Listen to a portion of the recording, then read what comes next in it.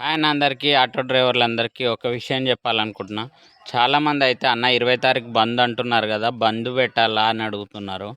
అన్న మనకి ఎలాంటి సంబంధం లేదు. ఓన్లీ డిస్ట్రిక్ట్ ఆటోలకు మాత్రం ఏం సంబంధం లేదన్న. మిగతా సిటీ ఆటో వాళ్ళు ధర్నాలు చేస్తుర్రు. అది వాళ్ళ ఇష్టము, మనకు సంబంధం లేని విషయం. వాళ్ళు రేట్ కార్డ్ గురించి మన దగ్గర మాట్లాడితే సపోర్ట్ చేయొచ్చు. కానీ వాళ్ళు మెయిన్గా డిస్ట్రిక్ట్ ఆటోలు బంద్ చేయాలా, డిస్ట్రిక్ట్ ఆటోలు ఎల్లగొట్టాలా అనే అదొక్క నినాదంతోనే వాళ్ళు ముందుకెళ్తున్నారు కాబట్టి మీరు ఎలాంటి సపోర్ట్ చేయాల్సిన అవసరం లేదు. ఒకవేళ సపోర్ట్ చేసేవాళ్ళు అది మీ ఇష్టం.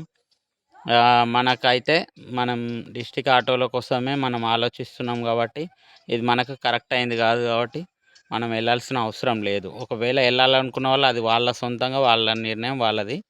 మీరైతే ఖచ్చితంగా మన డిస్ట్రిక్ట్ ఆటోలు ఎల్లగొట్టాలని ప్రయత్నం చేస్తే మీరు సపోర్ట్ చేయడం వల్ల అది మీకే లాస్ అవుతుంది కాబట్టి ఒకసారి మీరు ముందు ఆలోచించాల్సిందిగా నేను కోరుకుంటున్నా. ఇంకొక విషయం ఏంటంటే రేట్ కార్డ్ గురించి మనకి ఆటో యూనియన్కి సంబంధించిన దాంట్లో అయినా సపోర్ట్ చేయొచ్చు.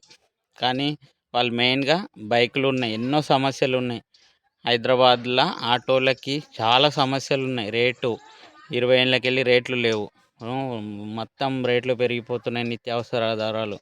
అట్లాంటి దానిల మీద కాకుండా వీళ్ళు ఒకటే డిస్ట్రిక్ట్ ఆటోలు ఎల్లగొట్టాలా, బంద్ కరో, బ్యాన్ కరో అంటే ఎట్లా అవుతుంది చెప్పండి. 10-12 ఏళ్ళు 20 ఏళ్ళకెళ్ళి ఉన్నోళ్ళు కూడా ఉన్నారు డిస్ట్రిక్ట్ ఆటో వాళ్ళు. అట్లాంటి వాళ్ళకి ఏంది రేపు ప్రాబ్లం చాలా అవుతుంది కాబట్టి ఎవరైతే 20 తారీఖు బంద్కు వెళ్ళాల్సిన అవసరం లేదు. ఒకసారి మీ ఫ్రెండ్స్కి తెలిసిన వాళ్ళందరికీ ఈ వీడియో షేర్ చేయండి.